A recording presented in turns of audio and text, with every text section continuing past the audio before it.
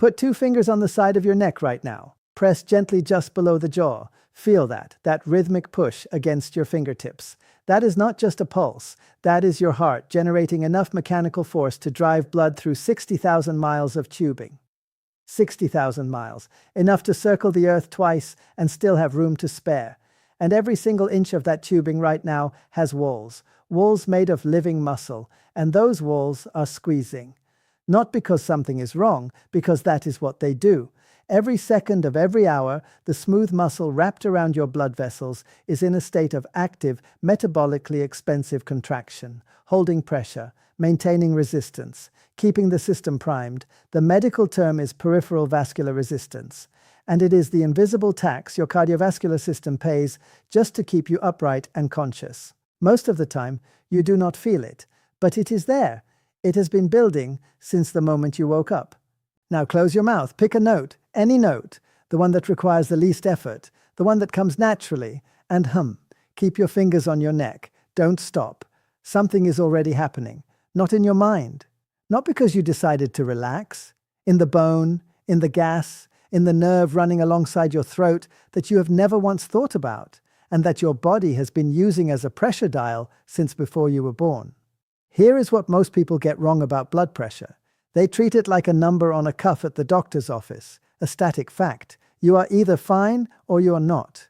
They do not realize that blood pressure is a live mechanical event, a constant negotiation between the pump, the pipes, and the fluid, and that this negotiation can be physically interrupted, redirected, and downregulated in real time, without a pill, without a breathing chart, without 30 minutes of meditation in a room that requires special lighting.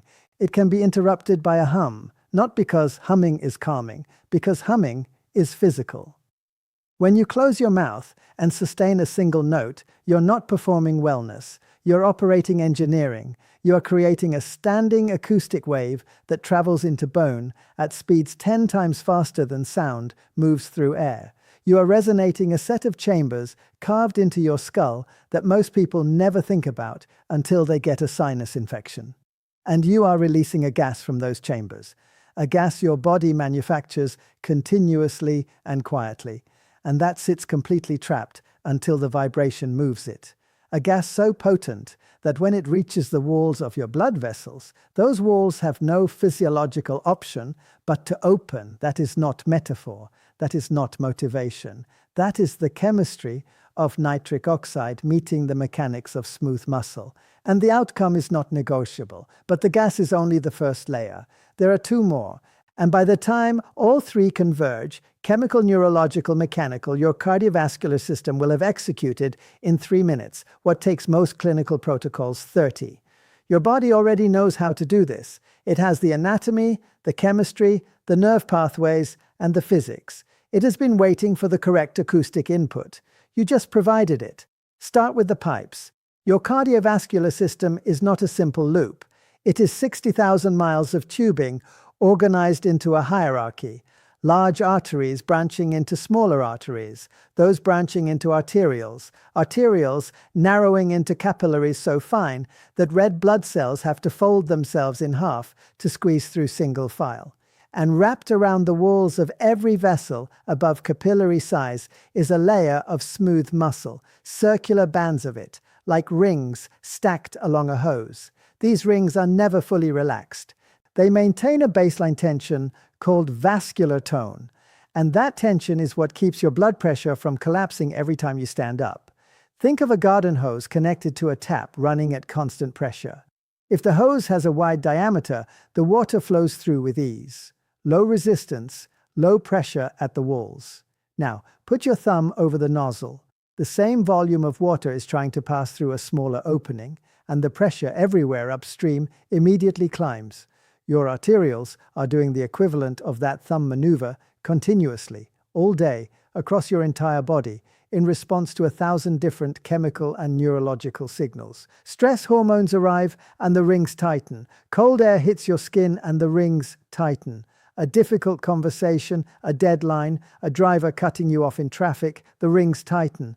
Not dramatically, not enough that you would notice, but cumulatively, Hour by hour, the tunica media, the muscular middle layer of your vessel walls, carries a load that never fully unloads.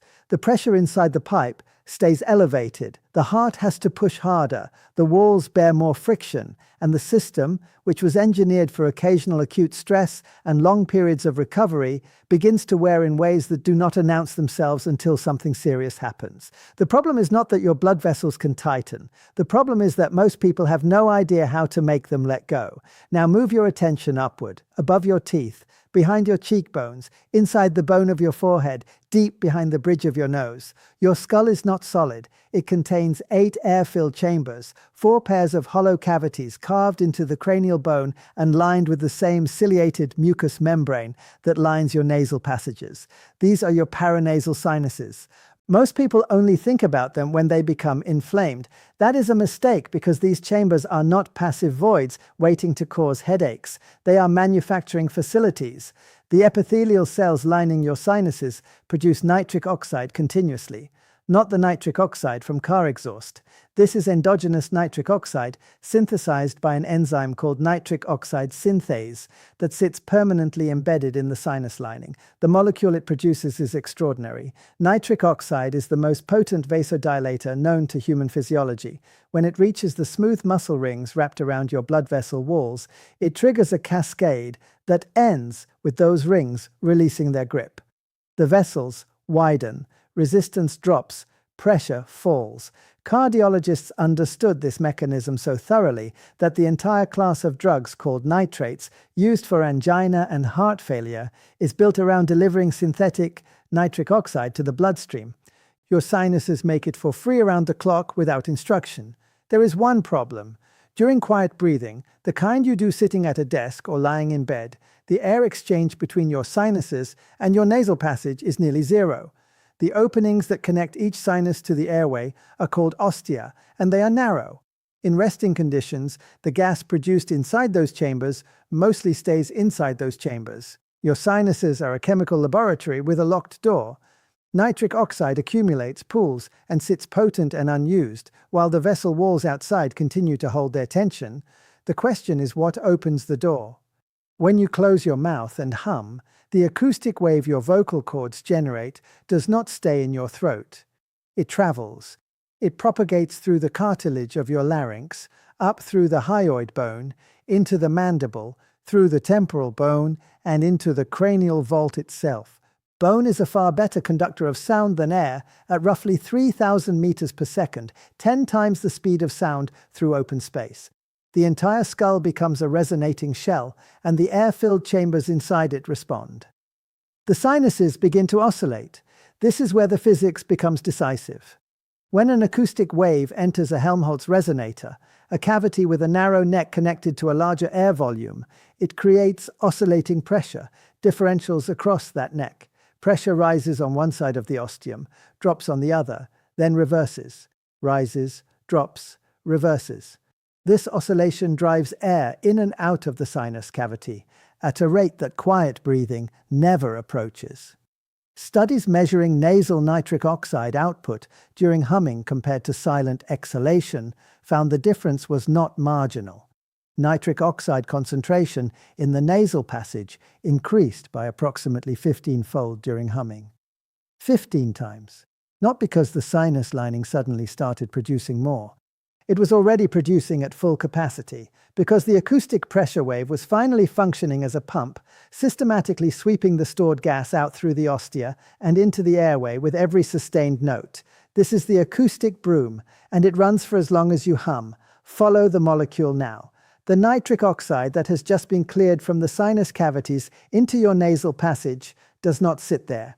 On your next inhale, brief, effortless, through the nose, it rides the airstream downward, through the pharynx, past the vocal cords, into the trachea, and into the branching airways of your lungs.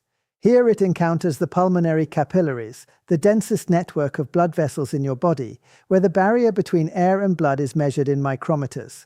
Nitric oxide is a gas. It crosses that barrier almost instantly. Inside the pulmonary capillaries, it enters the bloodstream and immediately begins to act. It diffuses into the surrounding smooth muscle cells of nearby vessel walls and activates an enzyme called guanylate cyclase. That enzyme produces a signaling molecule called cyclic GMP. Cyclic GMP is a direct chemical instruction to the smooth muscle. Release. The rings around the vessels stop contracting. They lengthen. The vessel diameter increases, and as those vessels widen, the resistance downstream drops, the thumb lifting from the nozzle, and the heart, which was pushing against that resistance with every beat, suddenly finds the work easier. Cardiac output drops. Systolic pressure begins to fall. This is not a delayed response.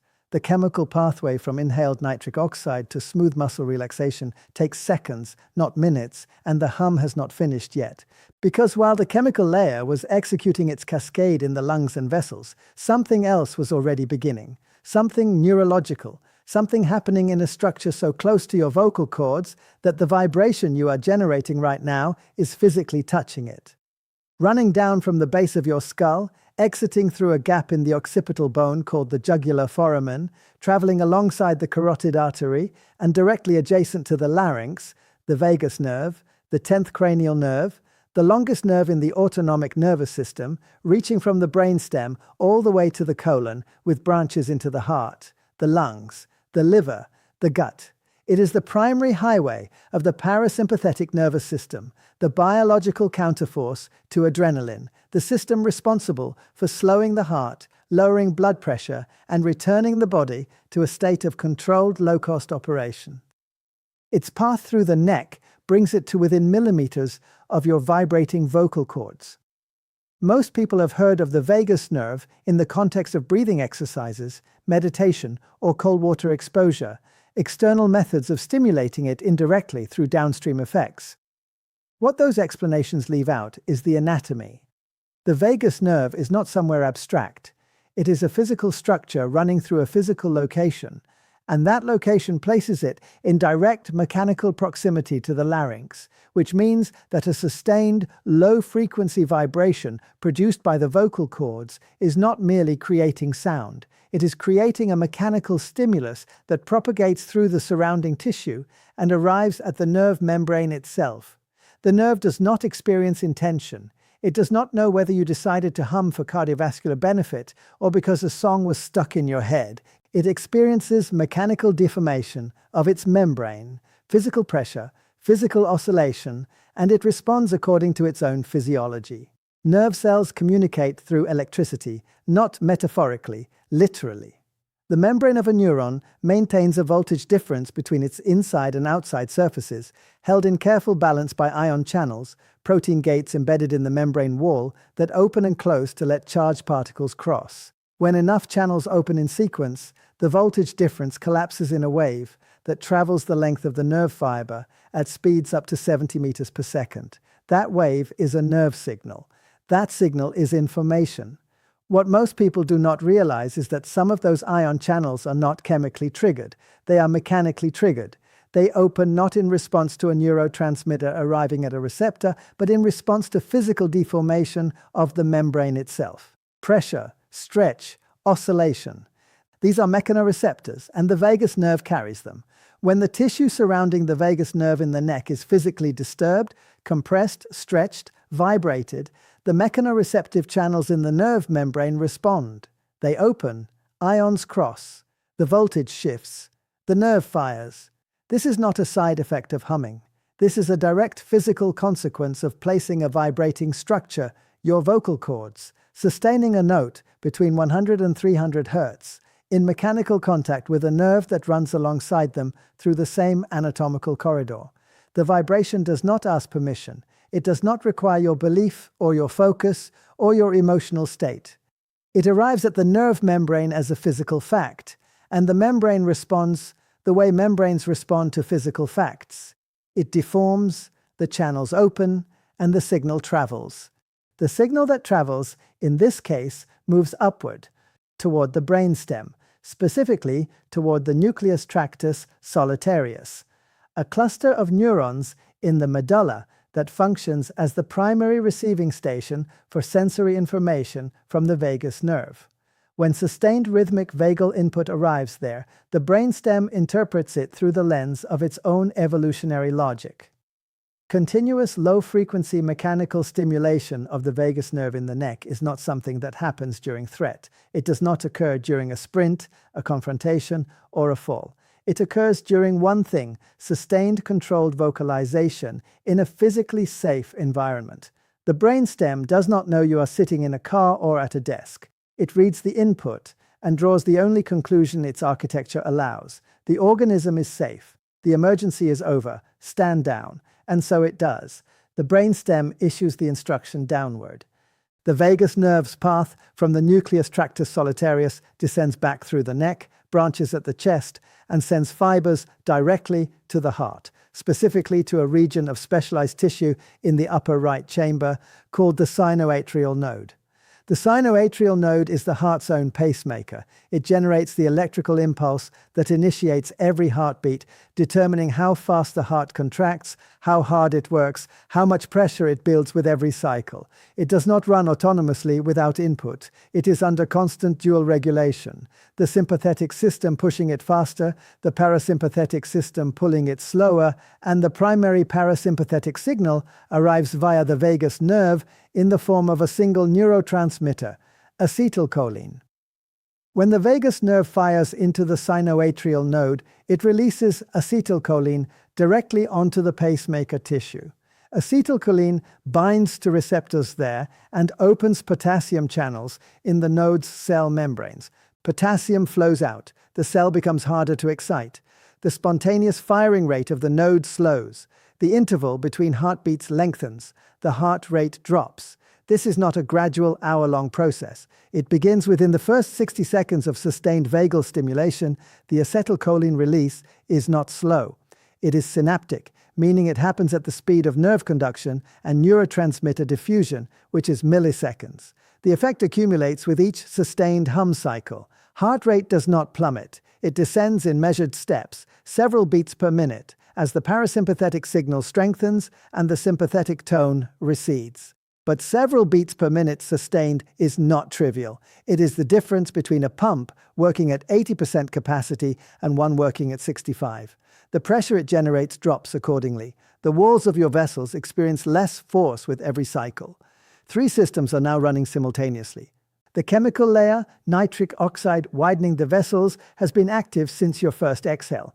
The neurological layer, acetylcholine slowing the pacemaker, engaged within the first minute. And now the third layer begins to assert itself, not in the chemistry of a gas or the firing of a nerve, but in the simple, unavoidable physics of how humming works. You cannot hum on an inhale. This is not a technique, it is a mechanical constraint. Humming requires a continuous column of air moving outward past the vocal cords to sustain vibration. The moment you run out of air, the hum stops. So you inhale briefly through the nose, filling the lungs, and then you hum again, stretching the exhale for as long as the breath allows. In practice, a single hum cycle produces an exhalation of 10 to 15 seconds, sometimes longer, followed by an inhalation of 2 to 3 seconds. The ratio is automatic. You did not choose it. The physics of vocal mechanics chose it for you.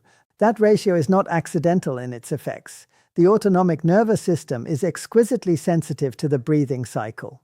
During inhalation, the heart rate rises slightly. The vagal brake temporarily releases as the chest expands. During exhalation, heart rate falls. The vagal brake re-engages. This oscillation is called respiratory sinus arrhythmia, and its magnitude is a direct index of parasympathetic tone. A longer exhalation means more time spent with the vagal brake engaged. More time for acetylcholine to accumulate at the sinoatrial node. More time for the heart to settle into its slower rhythm. Clinical cardiovascular therapy protocols, the ones administered in hospitals for patients with hypertension and heart failure, target exhalation to inhalation ratios of approximately 2.1 to 3.1. Humming without any instruction, simply following the mechanical constraint of having to exhale to sustain the note, produces ratios of 4 to 1, 5 to 1, sometimes higher. You're not approximating therapeutic breathing. You are exceeding it without counting, without timing, without a chart. But the breath does one more thing, and this is the mechanical layer, the one that operates not on chemistry or nerve signals, but on the raw physics of pressure inside a closed cavity. Your thorax, the chest cavity bounded by the rib cage, the diaphragm below, and the thoracic inlet above, is a sealed space. The pressure inside it changes with every breath. During inhalation, the diaphragm descends, and the rib cage expands, increasing thoracic volume and dropping intrathoracic pressure below atmospheric. That pressure drop is what pulls air into the lungs. It also pulls on the great veins running through the chest, the vena cava, gently expanding them and drawing venous blood from the body's periphery back toward the heart. During a brief passive exhale, this effect reverses quickly. The chest recoils, pressure rises, and venous return drops. During humming, the exhale is not passive, and it is not brief. You are exhaling against resistance, the partially closed glottis, the shaped airway required to sustain a note for 10 seconds, 12 seconds, 15 seconds at a time. This is a form of controlled expiratory resistance, and its effect on intrathoracic pressure is distinct from quiet breathing. The prolonged controlled outflow maintains a lower average intrathoracic pressure across the entire exhalation phase than a quick passive exhale would. The gentle vacuum persists. The great veins remain expanded. Venous blood continues to drain from the legs, the arms, the abdominal organs, pooled blood that has been sitting in the periphery under elevated venous pressure, back toward the heart with less resistance than normal. The heart receives a fuller, more easily delivered volume of blood. It does not have to work as hard to fill. And a heart that fills easily requires less pressure to eject. This is the third and final mechanism. The chest cavity is functioning as a pump within the pump, a mechanical assist device requiring no power source other than the sustained exhalation you're already producing to maintain the hum. Now put all three together. Nitric oxide has widened the vessel walls, dropping the resistance the heart pushes against. Acetylcholine has slowed the sinoatrial node, reducing how many times per minute the heart fires. Intrathoracic mechanics have eased venous return, reducing how hard the heart has to work to fill and eject. These three effects are not additive in the simple sense. They are convergent. Each one makes the others more effective. Lower resistance means the heart ejects more easily, which means each beat requires less force, which means the pressure generated per beat drops. Slower heart rate means more time for the vessels to relax between beats. Improved venous return means better cardiac efficiency, which allows the heart to maintain output at lower pressure. The result in clinical studies measuring blood pressure before and after sustained humming is a measurable drop in both systolic and diastolic pressure within 3 minutes. Not a dramatic plummet, not a pharmaceutical-grade response, but a real, reproducible, mechanistically explained reduction. The kind produced by physics operating on anatomy, independent of your emotional state, your stress level, your willingness to believe it will work. This is the part that matters for everyday life. You are sitting in traffic, and the cortisol is climbing. You are 2 minutes from a meeting that you did not want to attend. You are at your desk at 3 o'clock in the afternoon, and your neck is tight and your jaw is clenched, and you have not taken a full breath in an hour. Close your mouth, pick the note that requires the least effort. Hum. Not for 30 minutes, not in a special room. For 3 minutes with your eyes open while the world continues around you. The sinuses will flush, the nerve will fire, the chest will do its work. The system will respond because the system does not have the option not to. You are not convincing it. You are operating it. Your body built this mechanism. It has been carrying it the entire time.